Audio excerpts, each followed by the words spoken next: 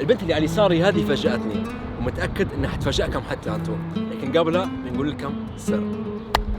انا عندي قصة مع الأردن. جيت هنا من سنة 2009 إلى 2014 عشان الدراسة الجامعية، والقاعدة تقول أن فترة الجامعة لازم تكون من أجمل فترات حياتنا، لأنها فترة شباب، مرحلة مهمة، فترة نتعرفوا فيها على أصحاب علاقتنا بيهم ممكن تكون أطول ما يكون. وعشان هيك معظم الناس بعد الجامعة يتحسروا عليها ويقولوا الله يا من الجامعة. فلما طلعت من الأردن حسيت بأن في حاجة ناقصة، وكنت نعتقد بأن شوقي هذا كان للجامعة. لكن على مر الوقت وعلى مدار ال5 سنوات اللي فاتن أدركت بأن شوقي الغريب هذا ما كانش للجامعة بالدرجة الأولى. باختصار، محمد اللي جاء هنا مش نفس محمد اللي طلع من هنا. طلعت في قلبي حاجة كبيرة اسمها الأردن. البلاد هذه لو فتحت عيونك وانت فيها حتسرقك من أي مكان ثاني. هنا خلال ال5 سنوات اللي قعدتهن ما حسيتش روحي للحظة بإني غريب، لأن بكل بساطة الناس تتعامل معك كأنك واحد منهم. هنا حتلقى عراقيين يحبوها، فلسطينيين يحبوها، ناس من كل مكان في العالم تعز عليهم البلاد هذه. زي ليزي، بس ليزي أردنية. لا يا زلمة، أنا أمريكية بس تحكي أردني كويس أنت. أكيد هذا حيكون رد فعلك لما تسمعها تحكي بالأردنية، وهي حتجاوبك لأني كتير بحب الأردن.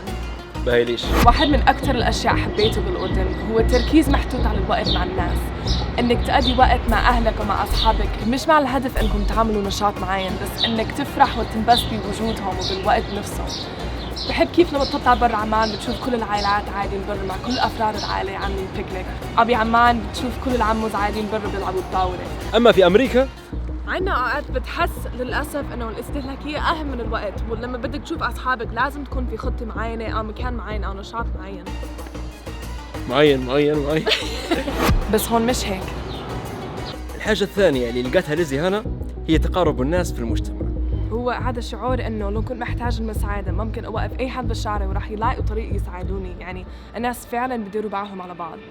قبل 2 سنين كان لازم أرجع على أمريكا فجأة عشان أشوف أبوي قبل ما يتوفى، فطبعاً لما رجعت على عمان كنت بحالة صعبة كتير. لما وصلت على المطار كانت الساعة 2 بالليل وما كان في عندي مصاري، ما قدرت أسحب من الATM وخطي الأردني ما كان يشتغل، يعني ما كان عندي أي طريقة إني أطلع من المطار وأروح على البيت. فكنت عادي على الأرض ببكي، وموظف بالمطار شافني وإجا لعندي يسألني شو في. قلت له شو صار معي، وبدون ما يفكر هو عطاني 60 دينار اللي هو تقريباً $90 عشان أدفع للفيزا وأخذ تاكسي على البيت. وهذا اللي عم بحكي عنه، إنه هو شاف إنه أنا كنت محتاج المساعدة، وحتى بدون ما يعرفني بدون ما يفكر بالموضوع هو ساعدني. عنا هذا الشيء صعب يصير إلا بقرية صغيرة، بس هون بصير حتى بالعاصمة، وحي هي روح الأردن. ليزي، نسألك سؤال. نعم. هل تعتقدي إنك في يوم حتسيبي الأردن بعد الكلام اللي قلتيه هذا؟